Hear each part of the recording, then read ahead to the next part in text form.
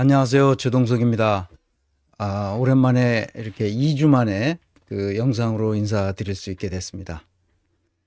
그 휴가를 며칠 갔다 왔더니 오늘 낮에 서비스 센터에 전화했더니 다 됐으니까 찾으러 오라고 그래서 찾아왔습니다. 이 카메라가 가끔 망가지는 것도 뭐 나쁘지 않은 것 같습니다. 그냥 파워포인트만으로 강의할 수 있는 것도 제가 면도를 하지 않고 이 빗질을 하지 않아도 와이셔츠를 갈아입지 않아도 좋은 것 같습니다. 하여튼 영상으로 이렇게 뵙게 돼서 반갑고요. 오늘 강의할 내용에 앞서서 그 트럼프 당선의 의미가 우리에게 뭔 의미를 갖다 주느냐 하는 얘기를부터 시작해 보겠습니다. 자, 트럼프가 당선됐는데요. 이것이 우리에게 무슨 의미가 있는지 봅시다. 미국인들은 사기꾼을 선택했습니다. 왜냐? 사기꾼보다 못한 바이든과 해리스 때문이었죠. 트럼프는 장사꾼이라는 사실을 잊으면 안 됩니다. 사기꾼임과 동시에 장사꾼입니다. 기존의 정치 외교 문법은 통하지 않습니다. 그런데 윤석열은 골프 연습을 한다고 하죠. 미친 거죠. 그러니까 뭘 몰라도 너무 모르는 겁니다. 그래서 라운딩을 같이 하면 그 다음에 뭐가 해결됩니까? 트럼프는 앞으로 4년밖에는 못합니다. 더 이상 못해요. 미국 수정헌법에 따라서 딱 2번만 할 수 있습니다. 한 사람이 딱 2번만. 그래서 이번이 2번째고 마지막입니다. 윤석열은 골프 연습을 해서 되리라는 이 어리석은 생각을 하는 걸 보면 제정신이 아니다 이렇게 생각하죠. 미국이 왜 이렇게 됐느냐? 1980년대 초 레이건 시대부터 지금까지 약 40년이 넘는 기간 동안 미국은 신자유주의적 광기의 나라가 되었습니다. 제가 무슨 그 국제 정치를 알겠어요, 정치를 알겠어요, 뭐 미국을 알겠어요, 잘 모르죠. 그렇지만 이제 미국에 그렇게 끌려다니면서 미국의 식민지 노릇을 하고 있는 우리나라를 볼 때 너무나 비참하게 느낄 때가 있습니다. 그래서 도대체 미국은 어떤 나라인가 하고 내가 잠시 공부를 한 적이 있어요. 미국 경영학이 어떤지는 그 역사적으로 지난 100년서부터 지금까지 그 내역은 잘 알고 있습니다. 미국 경영학이 발전 과정을 알고 있기 때문에 미국 역사를 들여다보는 것도 그렇게 크게 어렵지는 않았습니다.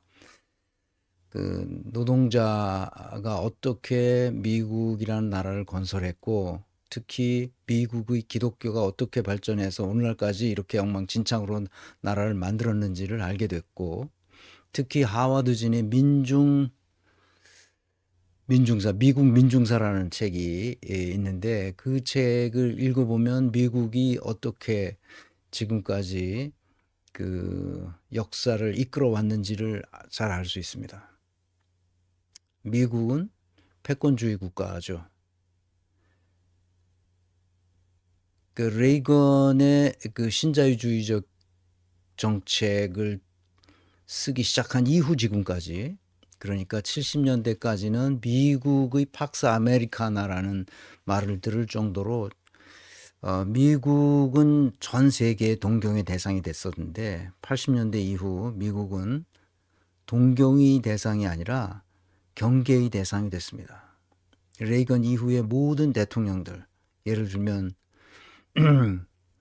그 클린턴이나 오바마나 지금 바이든이나 이런 사람들 봐도 뭐 크게 다르지 않습니다. 다 거기서 거기에요. 민주당이 집권하든 공화당이 집권하든 이제 큰일이죠.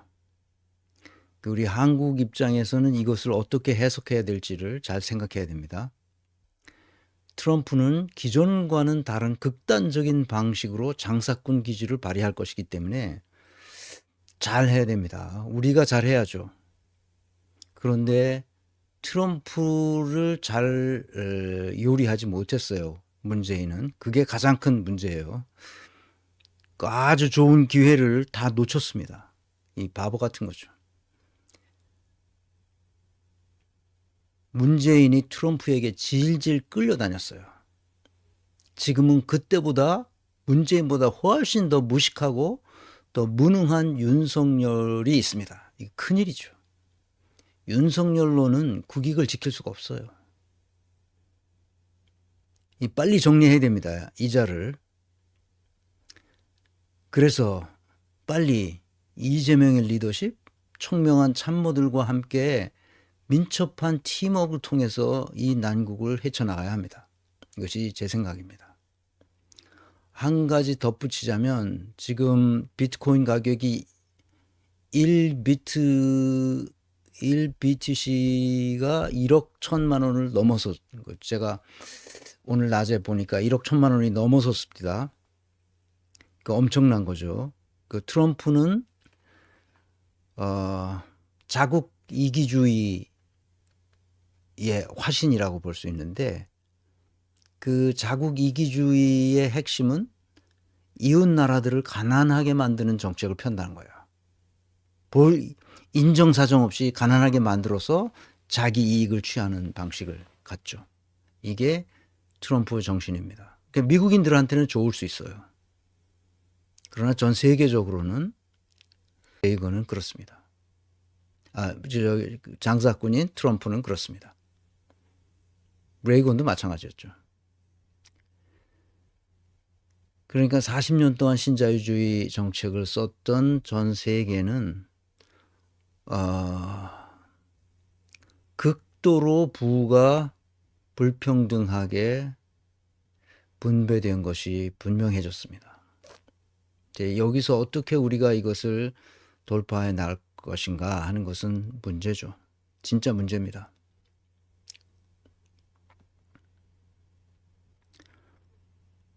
그래서 인간에 대해서 다시 생각해 보려고 합니다.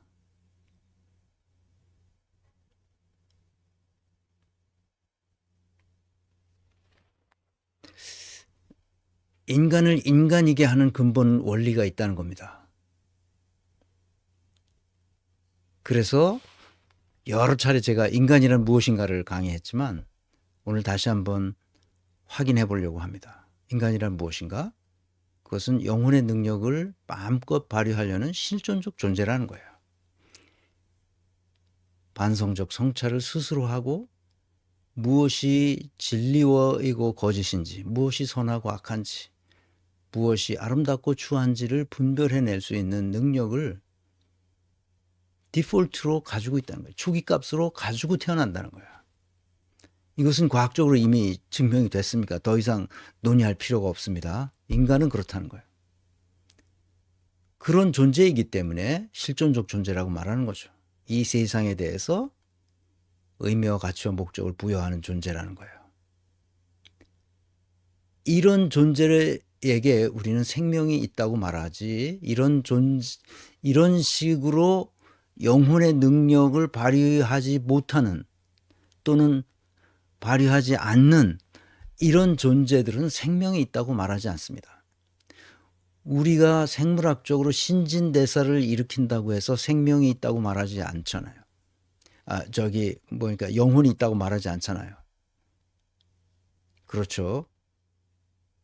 그 영혼이 무엇인가 그러면 우리 스스로를 반성하게 하고 내가 누구인지를 찾아가게 하고 내가 누구이기 때문에 내가 좋아하는 게 뭐고 내가 잘할 수 있는 게 뭔지를 내가 꼭 해야만 하는 것이 무엇인지를 스스로 찾아갈 수 있는 능력을 그 영혼이라고 말했을 때 그 영혼이란 무엇인가 하는 거예요.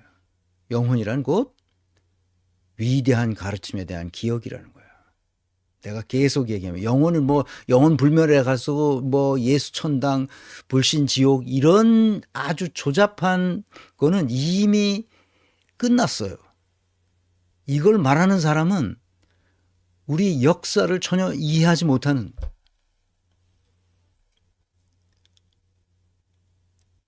그런 얘기는 지금 통하지 않아요. 그래서 내가 역사학자는 아니지만